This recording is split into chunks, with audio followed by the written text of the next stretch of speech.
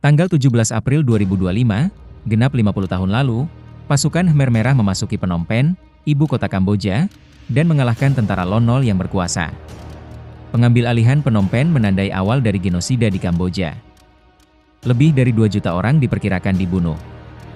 Bombardir pesawat Amerika Serikat yang bertujuan menghalangi kelompok komunis ini mengambil alih Kamboja gagal. Pol Pot berhasil mengudeta pemerintahan Raja Norodom Sihanouk.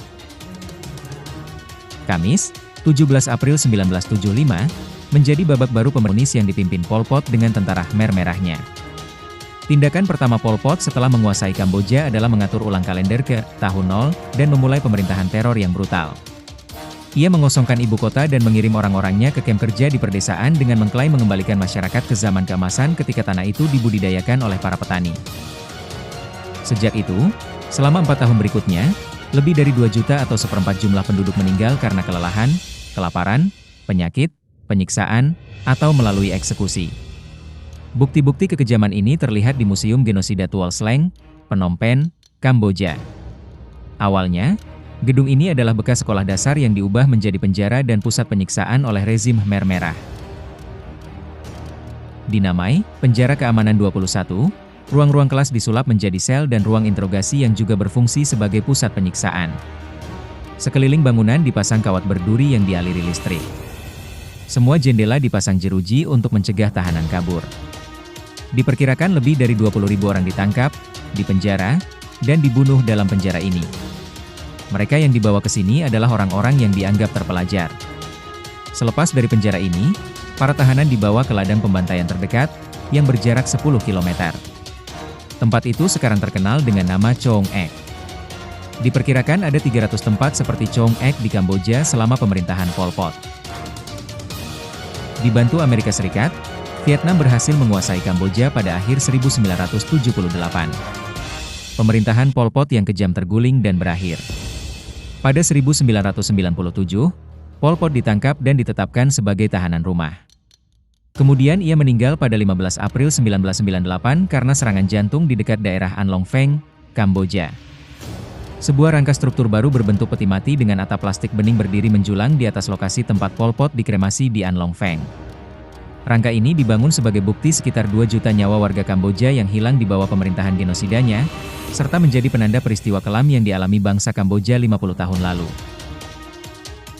Peringatan ladang pembunuhan Choeung Ek di Phnom Penh ini menjadi pengingat akan sejarah kelam. Bangsa Kamboja tidak mau sejarah ini hilang dari ingatan generasi muda penerus bangsa dengan harapan peristiwa serupa tidak akan pernah terjadi kembali. Dit Pran lahir di Siem Reap 27 September 1942. Nama dirinya adalah Pran. Dit adalah nama keluarga. Dalam tradisi Asia, nama keluarga ditaruh di depan. Dit fasih berbahasa Prancis dan Inggris. Di Kamboja ia bekerja sebagai penterjemah untuk perwakilan resmi Amerika. Tahun 1970, ketika kekuasaan Raja Norodom Sihanouk jatuh dan tentara Kamboja berperang melawan tentara Merah Vietnam yang komunis, Dit bekerja sebagai penterjemah untuk wartawan Times yang bertugas di Phnom Penh, Sydney Skanberg. Dit menjadi partner Skanberg meliput konflik di Kamboja. Saat kekuasaan Amerika menyurut di Kamboja dan Vietnam, Skanberg pulang ke negaranya. Dit ingin ikut meninggalkan Phnom Penh, ikut Skanberg ke Amerika. Tapi, gagal. Dit terjebak di dalam kota bersama ribuan warga kota Phnom Penh. Saat itu Pol Pot membunuh semua tokoh intelektual Kamboja. Dit bertahan hidup karena menyamar sebagai petani tidak berpendidikan.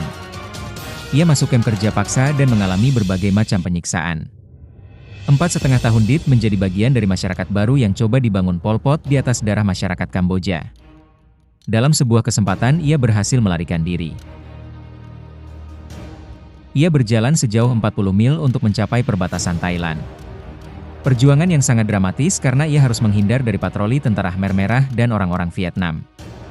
Akhirnya ia berhasil mencapai perbatasan Thailand dan menghubungi sahabatnya Skanberg. Mereka akhirnya bertemu kembali dalam suasana yang sangat mengharukan.